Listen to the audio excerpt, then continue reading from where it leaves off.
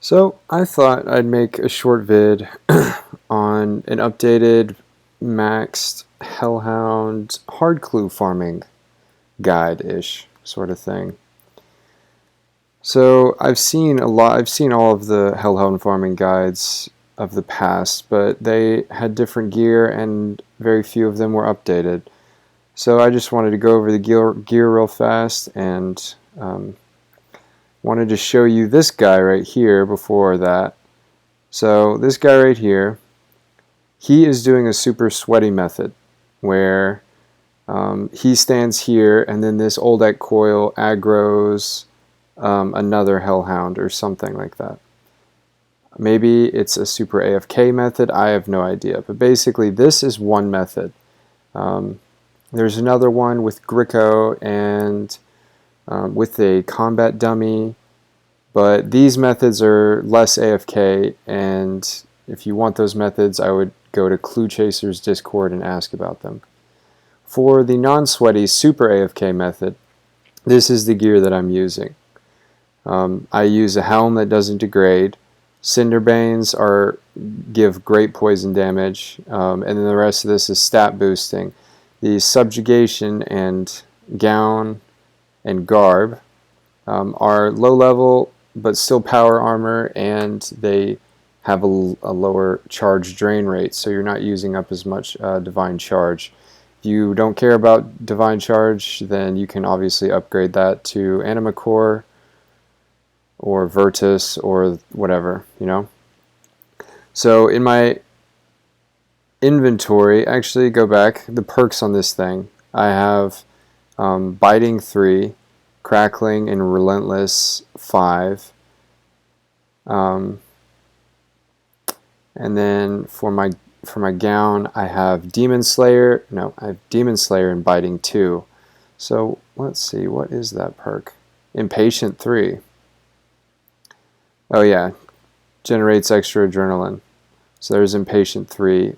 And then I have Scavenging 4. And that will make you a ton of money.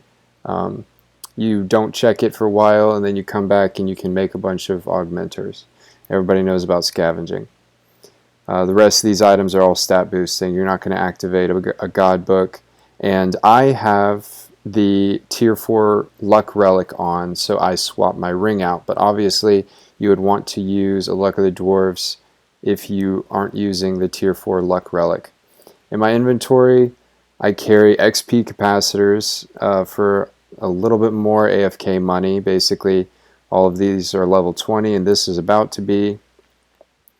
So I carry XP capacitors so that I can sell these later for about 2.5 mil each, and their make price is about, I want to say 200k to 500k, somewhere in there.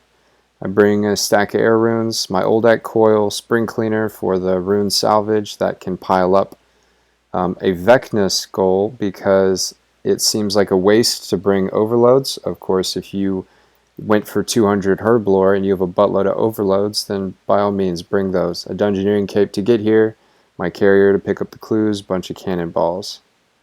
So let us find a world. I usually just go to the middle.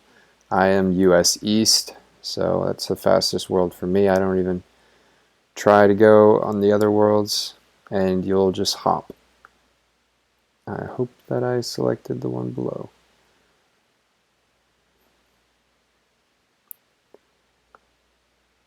Yep. Now, a lot of people are either doing Slayer, most of them are farming clues, but this spot in here is pretty heavily used. So,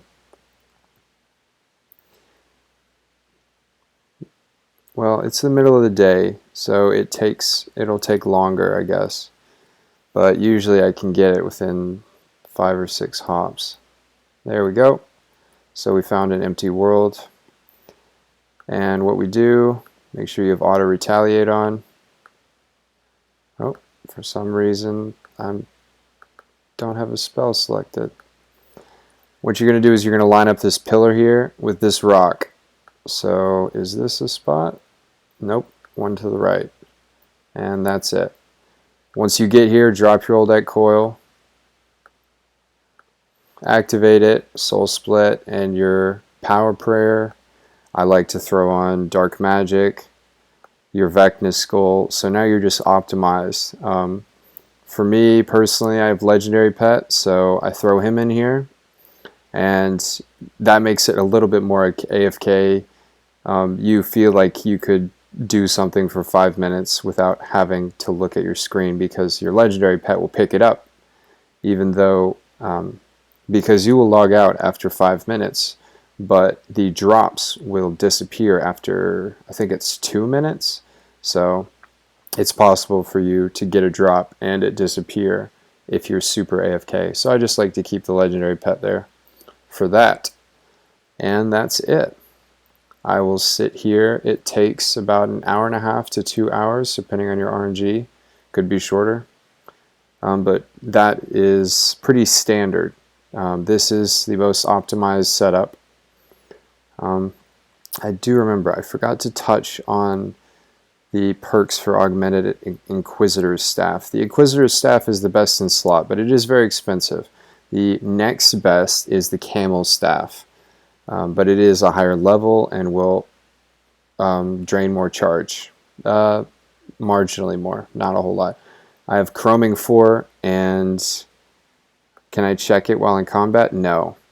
But this purple perk with Equilibrium, it stacks right here.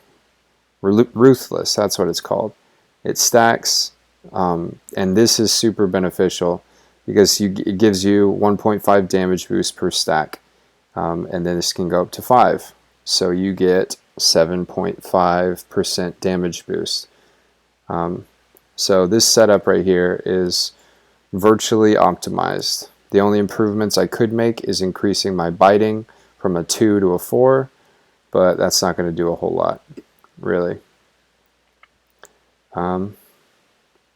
Yep, and that's it. Go get yourself some hearts.